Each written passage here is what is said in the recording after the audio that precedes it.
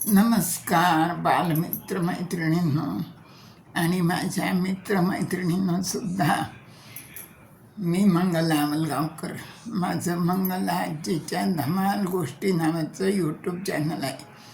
त्याच्यावर मी लहान मुलांना गोष्टी सांगते आणि मोठ्या माणसांना पण काही गोष्टी, अनुभव, प्रसंग, श्लोक असं सांगते.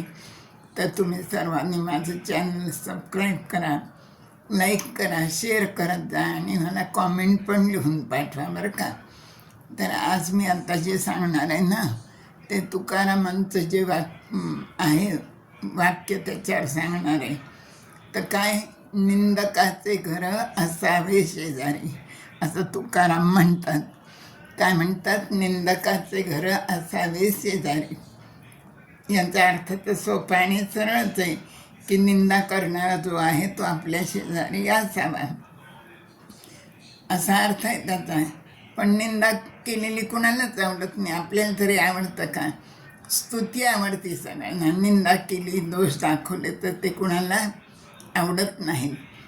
पण तुकाराम महाराज असं का म्हणतात, त्याचा जर विचार केला तर आपल्याला लक्षात येतं की आपल्याकडं काही गोष्टी निषिद्ध सांगितलेल्या आहेत आपल्या शास्त्राने. एकतर परस्त्रीगमन, द्यूत, चोरी, त्याच्यानंतर निंदा करणं, तर हे सर्वात मोठं पाप आहे. आणखीन एक काहीतरी आता मला ते आठवत नाही. अशा 5-6 गोष्टी आपल्या धर्मशास्त्राने सांगितलेल्या आहेत की ज्या करू नयेत आणि फार वाईट आहेत. आणि त्यात नंबर 1चा आहे वाईट ते निंदा. दुसऱ्याची निंदा करणं हे वाईट आहे. पण आपल्या लक्षात देखील येत नाही की आपण निंदा करतोय. असं असताना आपण सहजपणाने दुसऱ्याबद्दल बोलत असतो त्याच्या माघारी. म्हणजे एक प्रकारे ती निंदाच असते. तर ती निंदा केल्याने काय होतं, ते खूप मोठं पाप आपल्याला लागतं बरं का. पण शेजारी जर आपलं दोष काढणारा निंदक असेल, आपली निंदा करणारा जर असेल, तर ते काय होतं, त्याचा फायदा काय होतो की त्याने निंदा केल्यामुळं आपले दोष आपल्याला दिसतात.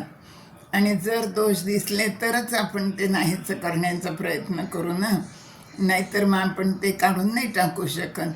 निदान त्यांच्यामुळं आपल्याला आपल्यातले दोष कळतात आणि मग आपल्याला कधीतरी बुद्धी होती की ते दोष आपण प्रयत्नपूर्वक काढून टाकावेत. म्हणून निंदकाचे घर असावे शेजारी. हा झाला एक भाग.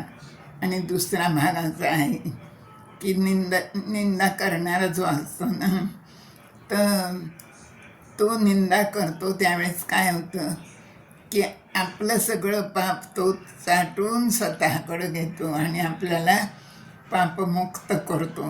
हे त्याचं काम आपल्याकरता खूप मोठं आहे. म्हणून तुकाराम महाराज म्हणतात, निंदकाचे घर असावे शेजारी. तर असा एक छोटंसंच एक चुटका म्हणून मी तुम्हाला सांगितला. धन्यवाद.